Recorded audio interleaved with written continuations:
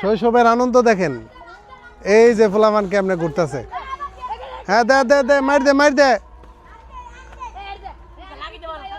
আরে কি আনন্দ, টিয়া দা কিনে আনন্দ পাওয়া যাব। আই শালার, দেখছ দেখছ, পোজ দিয়ে দিয়ালো, বুঝুন না।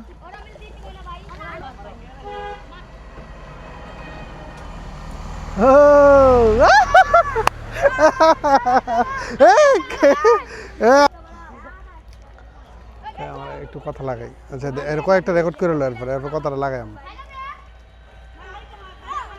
ও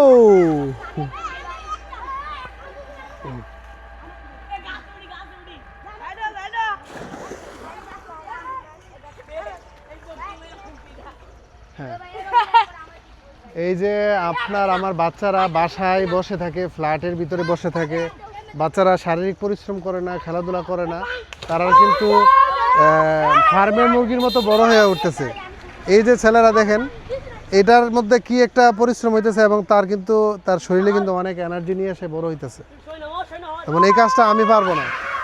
হ্যাঁ, তো এই যে লটকি দিয়ে সেরা ঘুরতেছে, আনন্দ করতেছে, তার ফিটনেস বাড়তেছে, তার গ্রোথ বাড়তেছে। আমাদের বাচ্চারা তো এই যে বাসার মধ্যে ফার্মের মুরগি তো বড় হইতেছে, খেলার সুযোগ পায় না, ব্যায়ামের সুযোগ পায় না। এই যে নদীর মধ্যে করতেছে লাফ দিয়া লাফ দিয়া। আসলে শৈশব কারোরই হারায় যায় না, আমাদের হয়তো হারাই গেছে, কিন্তু এখনও বাংলাদেশের আনাচে কানাচে গ্রামে গঞ্জে এরকম অহরহ বাচ্চারা আগের মতো নদীতে লাফ দিয়া পড়ে, খেলাধুলা করে, সবই আছে।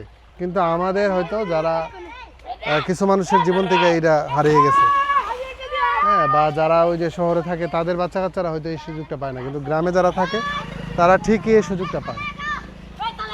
এই যে একটা দড়ি দিয়ে এখানে আনন্দ করার সুযোগ করে দিছে, দেখেন কিভাবে লাভ মারতেছে। কই গুইরা আসতে পারে না দি? হ্যাঁ এই তো,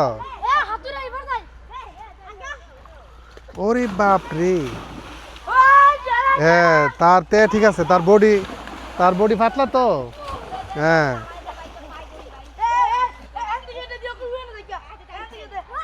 দেখছো, কাট কাট কাইটা কাইটালো। হ্যাঁ যাও।